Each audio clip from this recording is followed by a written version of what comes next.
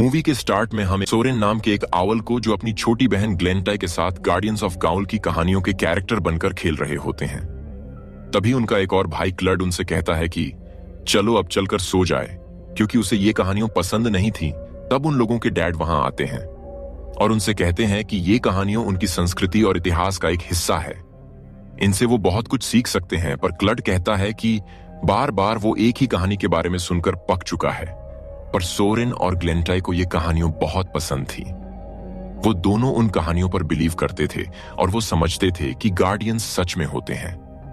उनकी मोम अब सोने को कहती है सोरेन ग्लेंटाई को बता रहा था कि अब तक की कहानी में गार्डियंस प्योरवंस से लड़ते हुए पिछड़ रहे हैं, कहीं वो हार ना जाए। पर फिर लाइस ऑफ कील नाम के एक ऑल ने उन शैतानी ऑल के लीडर को मार डाला और एक बार फिर से गार्डियंस की जीत हुई। एक बार फिर से ऑल साम्राज्य को आजादी मिल जाती है और वो गार्डियंस अपने घर वापस लौट आए, जिसका नाम घूल था। पर लोग कहते हैं कि शैतानों का लीडर अब भी जिंदा है और वो अपनी टूटी हुई चोंच को छुपाने के लिए मेटल का एक मास्क पहनता है। पर तभी सोरेन को रोकते हुए क्लड कहता है कि वो ये बकवास कहानी उसे सुनाना बंद करे, क्योंकि ऐसा कुछ भी रियल नहीं हुआ था। उनके डैड ने उन्हें कहानियां सुना सुनाकर उनका दिमाग खराब कर दिया है। अगले दिन सोरेन और क्लड को उसके डैड उड़ने की ट्रेनिंग दे रहे होते हैं। क्लड उड़कर दिखाता है और अपने डैड से कहता है कि वो सबसे अच्छा उड़ सकता है। पर उसके डैड उससे कहते हैं कि वो अपने पंखों की आवाज को थोड़ा कम करें, उसकी आवाज सुनकर शिकार भाग सकते हैं। कुछ देर उनके डैड उन दोनों को उड़ने की ट्रेनिंग देते हैं। उसके बाद उन्हें वहीं छोड़कर वो उनकी मोम के साथ शिकार पे निकल जाते हैं। क्लड और सोरेन वापस अपने घोंसले में आ जाते हैं, जहां उनकी मेड मिसेस पीयू उसकी बहन ग्लेंटे की देखभाल कर रही होती है। सोरेन एक बार फिर से क्लड को उड़ने की प्रैक्टिस करने को कहता है और वो अपने घोंसले से बाहर आकर उड़ने की कोशिश करने लगते हैं और उन दोनों का बैलेंस बिगड़ने की वजह से वो वहां से नीचे गिर जाते हैं। वो दोनों बहुत डरने लगते हैं क्योंकि उन्हें उड़ना नहीं आता था और अब वो ऊपर अपने घोंसले में भी नहीं जा सकते थे। तभी अचानक से एक बड़ा सा रैट उन पर हमला करता है। वो दोनों किसी तरह से एक दूसरे को बचाने की कोशिश करने लगते हैं। तभी वहां कुछ आउल आते हैं जो उन दोनों को अपने पंजों में उठाकर कहीं ले जाने लगते हैं। सोरेन देखता है कि वहां बहुत सारे ऑल्स थे जो अपने अपने पंजों में कई सारे ऑल्स को कहीं लेकर जा रहे होते हैं। वहां उसे गिल्फी नाम की एक ऑल मिलती है जो उसे बताती है कि वो उसे डेजर्ट से उठाकर ले आए। वो सारे ऑल्स को लेकर पहाड़ों की एक गुफा तक ले आते हैं। वो उन सबको अपना गुलाम बनाने वाले थे और कुछ को अपने प्योरवंस सेना में शामिल करने वाले थे। वहां का एक हेड ऑल जिसका नाम ग्रिम्बल था, वो उनसे कहता है कि आज से वो सब उनके राजा हाइटाइटोस की सेवा करेंगे। तभी वहां हाइटाइटोस की पत्नी नायरा आती है। वो सबसे कहती है कि कुछ दिन उन्हें उनकी घर की याद आएगी, उसके बाद उन सबको यहां की आदत हो जाएगी। पर तभी गिल्फी और सोरेन उसका विरोध करते हैं और कहते हैं कि उन्हें उनके घर वापस जाने दे। नायरा उन दोनों के पास आती है और उन दोनों को सामान उठाने वाली कैटेगरी में डाल देती है। उसके बाद वो क्लड की तरफ बढ़ती है। वो उसे कहती है कि तुम अपने भाई की तरह सामान उठाने का काम करना पसंद करोगे या प्योरवंस के बहादुर सिपाही बनना चाहोगे। क्लड उनकी सेना में शामिल होने के लिए मान जाता है। सोरेन और गिल्फी को बाकी के साथ कहीं और ले जाया जाता है। उन्हें अपना चेहरा चांद की तरफ करके सो जाने को कहा जाता है। गिल्फी सोरेन से कहती है कि उन्हें नहीं सोना चाहिए, क्योंकि उसके रेगिस्तान में भी कई बार ऐसे ही ऑल्स थककर सो जाते हैं। पर जब वो उठते हैं तो वो पहले की तरह नहीं रहते। वो भूल जाते हैं कि वो कौन है। वो दोनों बाकी ऑल्स की तरह सिर्फ सोने का नाटक करते हैं और अगले सुबह जब सारे ऑल्स उठते हैं तो वो पूरी तरह से गुलाम बन चुके थे। वो सब उनके इशारों पर चलने लगते हैं। सोरेन और गिल्फी नाटक करते हुए उनके साथ जाने लगते हैं। उन सबको वहां के प्लेटोरियम में लाया जाता है। वहां नायरा सिपाही बनने वाले ऑल को उड़ने की ट्रेनिंग दे रही थी ताकि वो एक अच्छे सिपाही बन सके। उन सारे गुलाम ऑल्स को एक पैलेट दिया जाता है जिसमें से उन सबको एक मेटल फ्लेक्स ढूंढ कर निकालना था, जिसे वो एक जगह कलेक्ट कर रहे थे। वो सोरेन को एक फ्लेक्स देते हैं और उसे बाकी के फ्लेक्स के पास रखने को भेजते हैं। उन फ्लेक्स की पावर का सोरेन पर बुरा असर पड़ रहा था। वहां कुछ बैट्स थे जिन पर इन फ्लेक्स की पावर का कोई असर नहीं था और वही बैट्स उन फ्लेक्स को अपने पास रख रहे थे। ये सब देखकर सोरेन को एक बात तो पता चल चुकी थी कि ये लोग कुछ बहुत बुरा करने वाले हैं। वो गिल्फी से कहता है कि उन्हें जल्दी से यहां से बाहर निकलना होगा। आगे हम हाइटाइटोस को एक ऑल से बात करते हुए देखते हैं। वो कह रहा था कि बहुत सारे फ्लैग्स के इकट्ठा हो जाने के बाद वो लोग अपने दुश्मनों के लिए एक जाल बिछाएंगे और फिर उन सबको अपना गुलाम बना लेंगे। इधर ग्रीम्बल नाम का एक ऑल जब सोरेन को वहां से बाहर जाने की बात करते हुए सुनता है तो वो उन दोनों को अपने साथ ले आता है।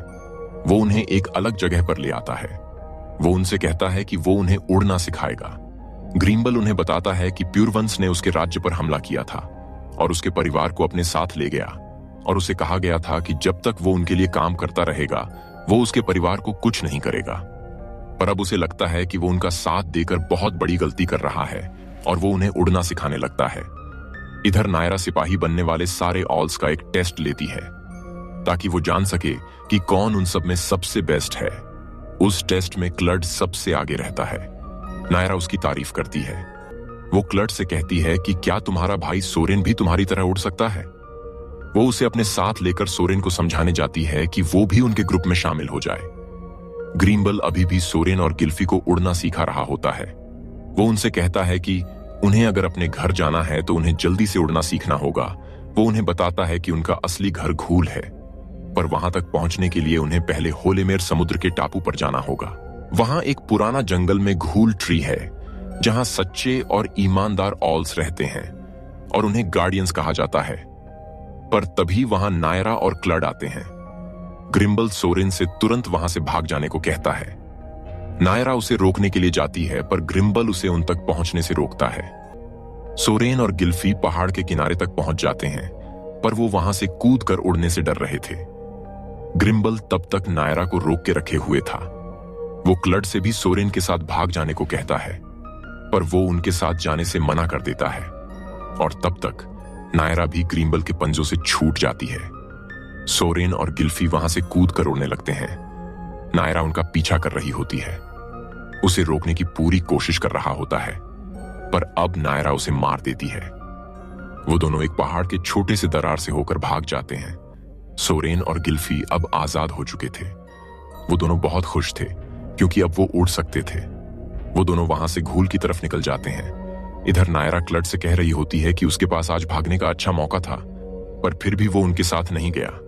वो जरूर प्यूरवंस का एक महान सिपाही बनेगा। वो उससे कहती है कि वो उसके सिपाही बनने में उसकी मदद करेगी पर उसके बदले में वो उसे क्या दे सकता है क्योंकि उसका भाई तो वहां से भाग गया। क्लड कहता है कि उसकी एक बहन है, वो बहुत बहादुर है, वो जरूर उनकी सेना में शामिल होकर एक महान सिपाही बनेगी।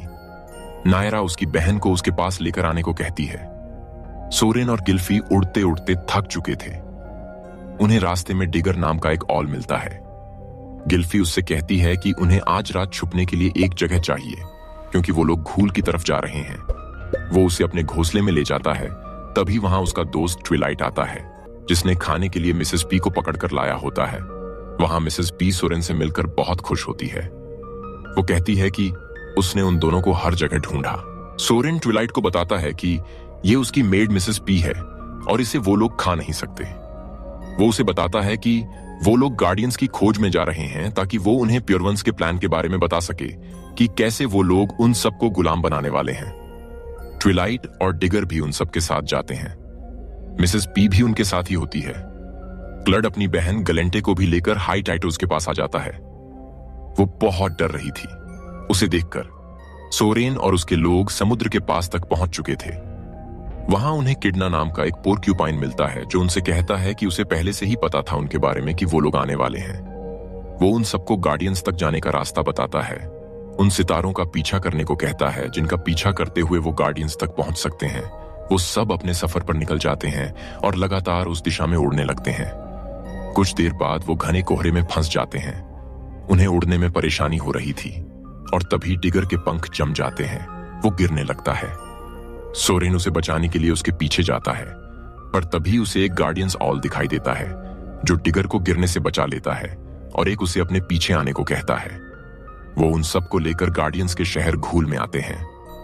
सोरेन गार्डियंस किंग को सारी बात बताता है कि कैसे प्योरवंस सारे ऑल्स को गुलाम बनाकर अपनी सेना तैयार कर रहा है और वो बहुत जल्द घूल पर हमला करने वाले हैं। गार्डियन किंग अपने सिपाही एलेमोर को जाकर पता करने को कहता है कि क्या उनकी बात सच है। एलेमोर अपने साथ कुछ सिपाही को लेकर निकल जाता है। प्योरवंस का पता करने सोरेन को घूल में आकर बहुत अच्छा लग रहा था, क्योंकि वहां के हर ऑल को उसके काबिलियत के हिसाब से काम दिया जाता है। वो वहां गार्डियंस बनने की ट्रेनिंग भी लेता है। इधर हाई टाइटोस अपने सैनिकों को बता रहा होता है कि वो लोग प्योरवंस हैं और वो सबसे ताकतवर है और इस दुनिया में हमेशा ताकतवर ही राज करते हैं। वो उन्हें बताता है कि कई साल पहले एक कायर ऑल लाइज ऑफ कील ने उसके राज्य को हड़पना चाहा और उस पर हमला किया, और इसलिए उसे अपनी चोट को छुपाने के लिए मेटल का मास्क पहनना पड़ता है। पर अब वक्त आ गया है कि वो घूल पर हमला करके वो सब हासिल करें जो कभी उसका था, और सारी दुनिया पर सिर्फ प्योरवंस का राज हो। वहां क्लड के साथ उसकी बहन भी थी। वो उसे कह रही थी कि उसे घर जाना है क्योंकि वो उसे यह ठीक नहीं लग रहा है, पर क्लड उसे सुलाकर बाकी ऑल्स के साथ उनका गुलाम बना देता है। गार्डियंस का एक ऑल सोरेन को उड़ने का सही अंदाज बताता है। वो उसे हवा को महसूस करने को कहता है और उसके भाव के साथ उसे उड़ने की कोशिश करने को कहता है। सोरेन उसकी बातें समझ आ रही थीं। वो हवा के बहाव के साथ उड़ने लगता है और उसमें वो इतना खो जाता है कि वो पानी में गिरने वाला होता है, पर सही समय पर वो गार्डियन उसे बचा लेता है। उसके बाद वो गार्डियन उसे लेकर अपने घर आ जाता है। एलेमेर अपने सिपाहियों के साथ के इलाके तक पहुंच चुका था। वो सब छुपते हुए कुछ सिपाही पर हमला करते हैं, पर यह सब उन्हें फंसाने के लिए एक ट्रैप था। वो सब पकड़े जाते हैं। इधर उस गार्डियन के साथ उसके घर में था। वहां उसका साइन देखकर उसे पता चलता है कि वो गार्डियन लाइज ऑफ कील है, जो उसका सबसे फेवरेट गार्डियन था। सोरेन उससे पूछता है कि उन्होंने अपना नाम क्यों छुपा कर रखा हुआ है। तब वो कहता है कि लड़ाई हमेशा अपने साथ तबाही लाती है। उस लड़ाई में उसने अपना बहुत कुछ खोया, इसलिए तब से वो लड़ाई छोड़कर एक लेखक बन गया। और तभी एलमेर वहां वापस आ जाता है। वो अपने साथ 2 ऑल को भी लेकर आया था। सोरेन जाकर देखता है। वहां उसकी बहन इग्लेंटे थी, जो कि अब पूरी तरह से गुलाम बन चुकी थी। वहां के डॉक्टर उसे ठीक करने के लिए अपने साथ लेकर चले जाते हैं। सबको बताता है कि सोरेन की बात बिल्कुल सही थी। वहां बहुत से प्योरवंस हमला करने की तैयारी कर रहे हैं। गार्डियंस की इन सबको लड़ाई के लिए तैयार होने को कहता है, क्योंकि वो लोग उन पर हमला करने जाएंगे। सोरेन ली से कहता है कि वो भी उसके साथ आना चाहता है, पर वो उससे कहता है कि वो यहीं रहकर अपने बहन का अच्छे से देखभाल करें, और सारे गार्डियंस की फोर्स प्योरवंस पर हमला करने के लिए निकल जाते हैं। सोरेन वहीं अपनी बहन के पास ही रुकता है। वो गार्डियंस वहां पहुंचकर एक एक करके सारे हाइटाइटोस को मारने लगते हैं, और इधर एक को तब तक होसा जाता है। वो सोरेन से कहती है कि क्लड ने ही उसे वहां गुलाम बनाया था और उसी ने उसे को यहां लाने के लिए दिया था। सोरेन समझ जाता है कि भी उनके साथ मिला हुआ है और ये सब गार्डियंस को फंसाने का उनका प्लान है। वो तुरंत उन्हें बचाने के लिए वहां से निकल जाता है। उसके साथ गिल्फी, डिगर और ट्विलाइट भी थे। इधर सारे गार्डियन को वो उस मेटल फ्लेक्स की मदद से कैद कर लेते हैं, क्योंकि वो सारे फ्लेक्स की पावर को झेल नहीं पा रहे थे। नायरा वहां के सारे बैट्स को उन्हें मारने के लिए भेजती है, क्योंकि उन बैट्स पर उस फ्लेक्स का कोई असर नहीं होता था। और उसके बाद हाई टाइटोस धोखे से एलेमेर को भी मार देता है। सोरेन भी अब तक वहां पहुंच गया था, पर वो चाह कर भी कुछ नहीं कर सकता था।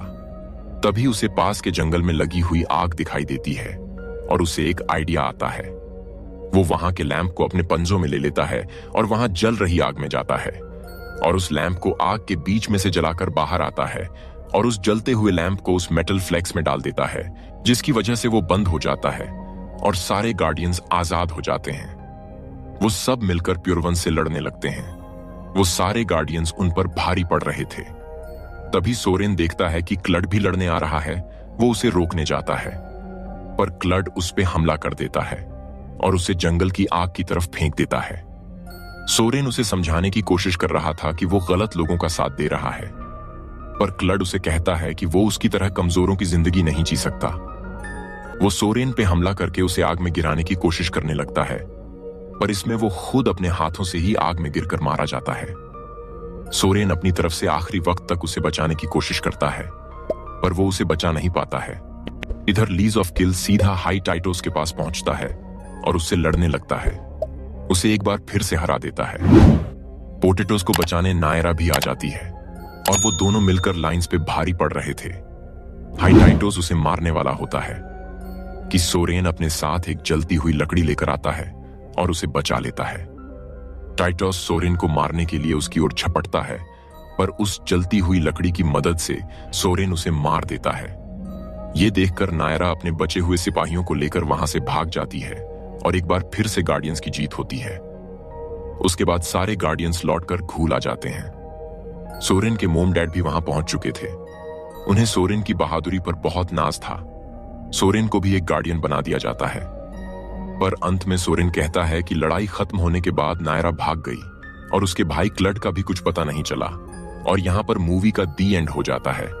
लौटूंगा ऐसी ही शानदार कहानी के साथ। कहानी अच्छी लगी हो तो वीडियो को लाइक करे, सब्सक्राइब करे और अपने दोस्तों के साथ शेयर करना ना भूले। मिलते हैं नेक्स्ट वीडियो में। धन्यवाद।